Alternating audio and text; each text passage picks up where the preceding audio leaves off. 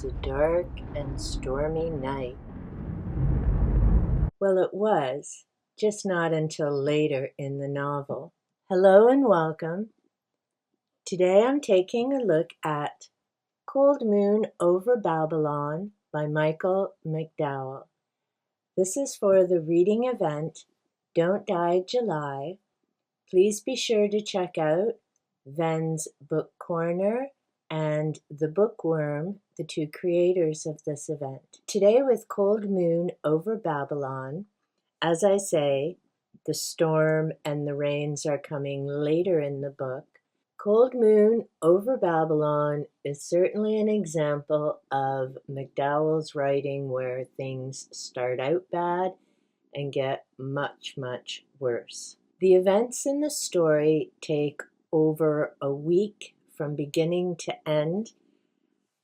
There's certainly a lot of adventure, mystery, suspense that goes on throughout that 1 week. It's quite the roller coaster ride of gruesome events, rich people wanting to get land from people who cannot fight back.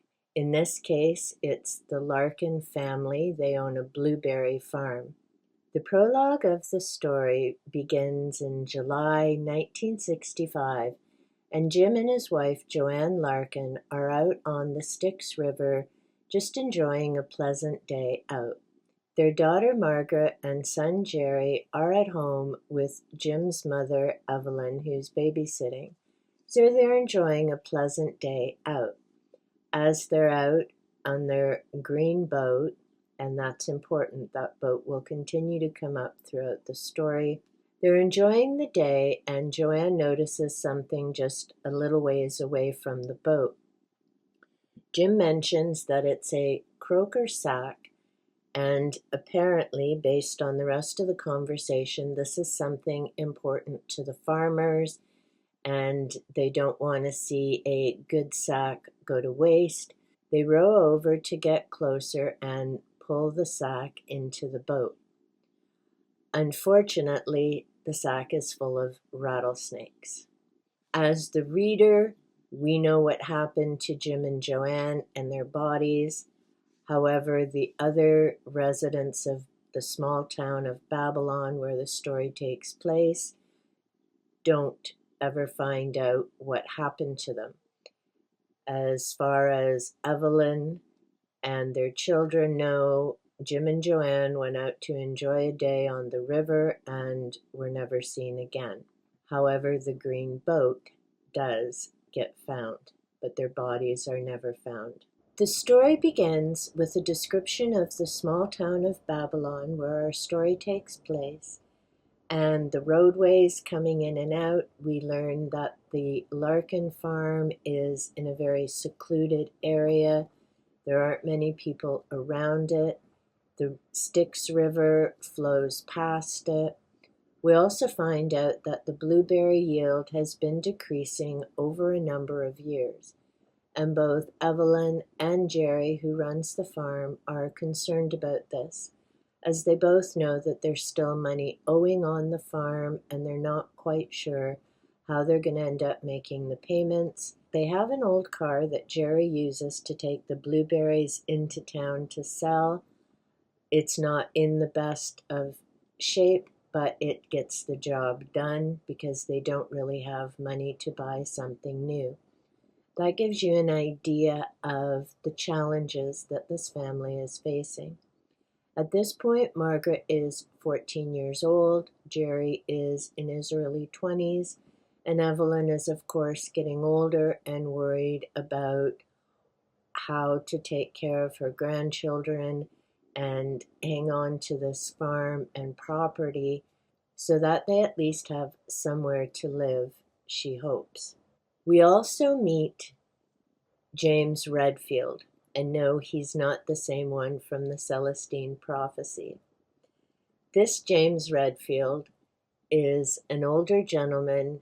He was the president of the bank. He owns a great deal of property, but he figures he's made as much money as he needs, and he's not into making any more, although we discover that there's an oil company who has taken an interest in this area, asked to do some drilling on his property, and James has said no. James, after 2 automobile accidents, which sounded a bit sketchy, ended up turning over the presidency of the bank to his son, Nathan. As I say, James is not your typical rich, snobbish individual. He's very much about paying people who support and help him. However, that does not extend to his 2 sons, Nathan and Ben. Nathan, as I said, became president of the bank when his father was physically no longer able to continue performing that duty. But Nathan, unlike his father, is very money motivated. He is a sketchy character at best. For a while, he was off to the military, returned home, ended up taking over the role at the bank, and there is some speculation about his interest in younger girls, although nothing's been proven. His brother Ben is very different than Nathan. Ben is a follower, does everything Nathan asks him to do. James believes that Ben is also working at the bank and training to be a teller. However, as we discover, that isn't the case, and Ben basically spends his days by the pool, at the dog track, and just basically not doing much of anything. Although Nathan works at the bank, he typically doesn't put in a full day. He leaves early, and he and his brother Ben go to the racetrack quite often. James prefers not to see his sons and rarely asks about anything going on. Now we learn that Belinda isn't exactly honest, as not only does she lie to James about Ben working at the bank, and she knows full well that he doesn't, but she's also having a relationship with Nathan, who is older. Belinda is only 17. So we're already starting to realize that there are some different things going on in this household. Another character that we meet is Ginny Darish. She's the principal of the high school where Margaret goes to school. She also happens to be related to Nathan and Ben by marriage, as one of James's wives was related to Ginny. There's this ongoing dispute about the wills, mostly from Nathan, because his concern is that if his father decides to write him and Ben out, Ginny will get everything, all the money and the extensive property that James owns. So there's that tension already between them. Now, Ginny is married to Charles Darish. He's the lawyer in the small town. He also happens to be the lawyer of the Larkin family. Nathan, who is very money motivated, he's well aware that the Larkins still owe money on the property that they're unable to pay. So he makes it his business to make that as difficult as possible for this family. We come to realize just how vile Nathan is when, early in the story, Margaret disappears. She's a quiet, shy, 14-year-old girl. It's a small town. I'll leave it at that.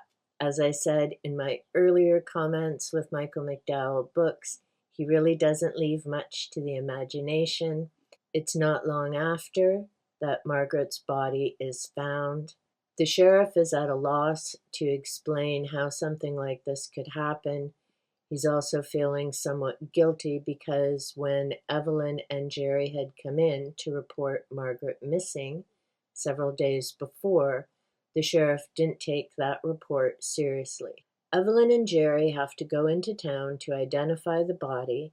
Jerry decides that as they're already in town, he should head over to the bank to get some money out, as the Girl Scouts and Boy Scouts will be coming to start harvesting the berries, and they'll also need gas for the car to take the berries to Pensacola for sale.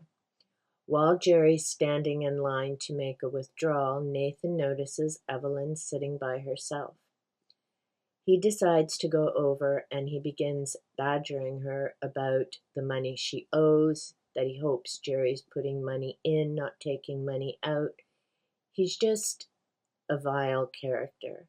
Needless to say, Evelyn is immensely distraught. She's calling for her grandson. Nathan tells his co-workers that Evelyn was actually asking to increase the loan because she wanted to buy Jerry a new car.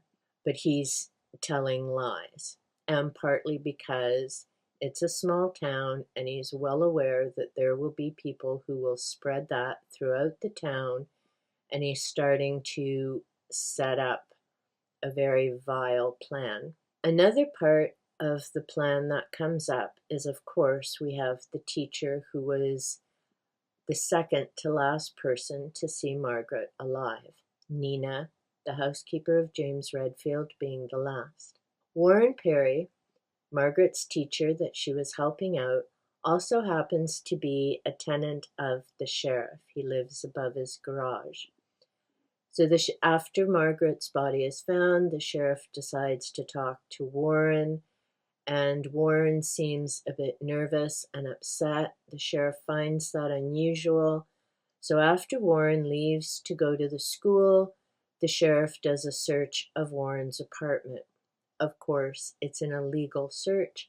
So when Evelyn Larkin makes the accusation that she believes Nathan is the one who murdered her granddaughter, Charles refuses to take the case, says she's being unreasonable. We also, through all of this, begin to have a paranormal element, and there are some things going on in the river and around the town that don't quite make sense. Certain shapes forming in the water, certain locations where you can hear a swishing sound, chairs are suddenly sopping wet, car seats are sopping wet. People are noticing water dripping on them. McDowell has a great way of describing the scenery, the characters, getting you to feel the emotions that are going on through all of these people. So it's quite a creepy, on the edge of your seat ride. And of course, the big question is, will the individual responsible for Margaret's death be found, and will justice be served? Cold Moon Over Babylon is definitely a read you would be interested in. And yes, the rattlesnakes from the beginning do come up throughout the story, because in this particular town they have a contest. Let me know in the comments down below if you've ever read Cold Moon Over Babylon or any of the other works by Michael McDowell. If you've enjoyed this video, if it's made you interested in reading Cold Moon Over Babylon, be sure to give that like button a little tickle. If you know other people who are interested in reading horror stories, be sure to share this out. And if you haven't subscribed yet and you enjoy content of a bookish nature, nature videos, or silly cats, be sure to hit that subscribe button and turn on the notification bell so you know when I upload content that may be of interest to you. And until next time, leave those croaker sacks alone and take good care.